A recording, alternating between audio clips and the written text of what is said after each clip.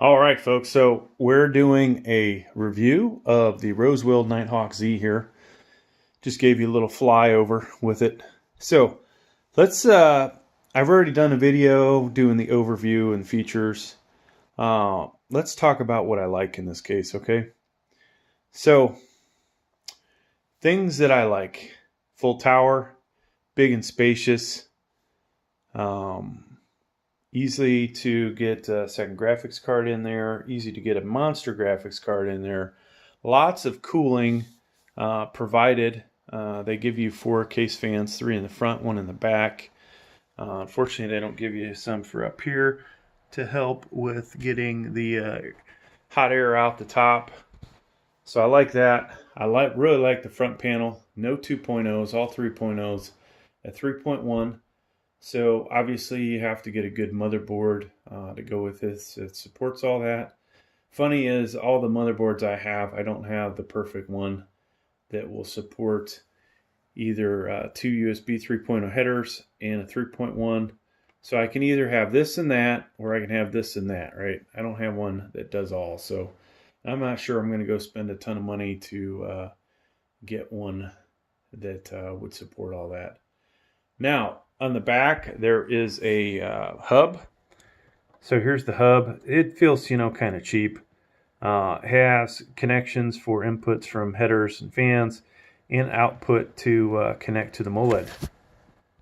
Additional hard drive space in the back, which is nice. There's 2 of these. And quite a bit of room back here, obviously, in the back. This external fan can be switched out for 140 millimeter. The front fans would appear to be that you could change them out for 140 as well. I see slots here that are wider, and these are 120, so next size out is 140. Let's talk about what I don't like. This is kind of cool up here. Helps keep, the dust out. Guess when you're not using it. When you are using it and you want to get the heat out, this thing should work consistently. Unfortunately, I have to do this deal. I have screwed something up here, probably from doing this or dropping something on it. They are definitely out of whack, and I have not put the time in to fix that yet. Eventually I will, though. Or we'll just take it out of there. So you saw how easily that popped out. That's kind of scary. But yeah, I don't really like that. I'm not a fan of that, okay? I'm not a fan of not having PSU shroud. So what I mean by that, over here, Deep Cool Matrix 50, boom. This is actually, to me, the perfect one, because I can see the power supply has a little opening. I know which power supply I put in it. This, benefit, yeah, everything's staying cool. Hard drive may or may not be able to stay that much cooler, but at least the PSU is doing better in this situation. Now, this case, because of the way it's designed, you definitely want to go semi-modular or modular power supply. I obviously could make this look better, but I'm not selling this computer and showcasing it. And there's obviously places I could tie stuff down, and at some point I eventually will. But if you watch my channel, I switch out gear a lot in these videos to do the gaming videos and benchmarks and other stuff. So with that said, I have to make this setup to be easily interchangeable, hence why a lot of stuff doesn't get tied down.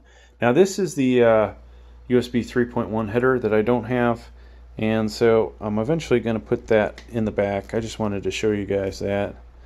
So we'll get rid of that. That makes that look a little cleaner.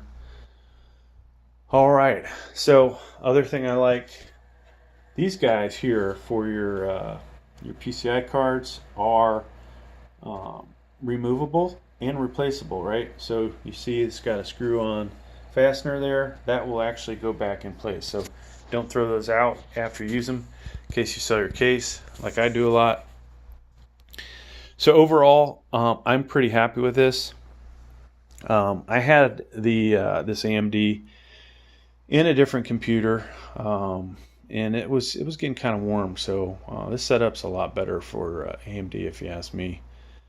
Now, if you're curious, this is gaming rig number 12. If you want to hear all the stats on this computer, we have quite a few computers on the channel we built, and this, you know, could spark some interest in case you want to replicate. So I'll give you those details along with some links in another video.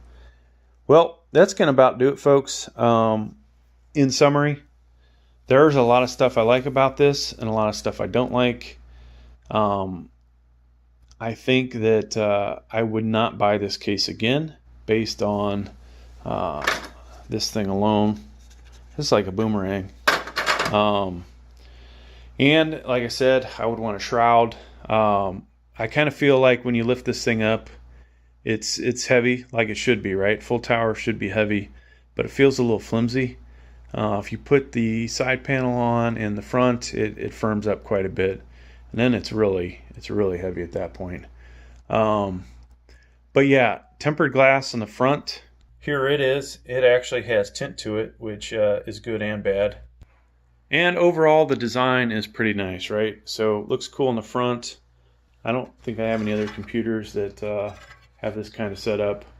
I'm not sure they needed the color strip on the front. I think that kind of takes away from it. But overall, you know, a few places where it's kind of rough, and this actually, I don't know if you could cut your finger on that, but it's definitely a sharp point. This side's even worse, so they should have put a better round on that, or more of a radius. But overall, you know, besides this cheap plastic stuff on the front and the cheap plastic hub, I do like a lot of it. But like I said, I would not buy this case again. So thanks for checking out the video. Please like, please subscribe. Made it to the end. I was able to fix this. So I mean, it's not as bad as I thought, but still, it's annoying.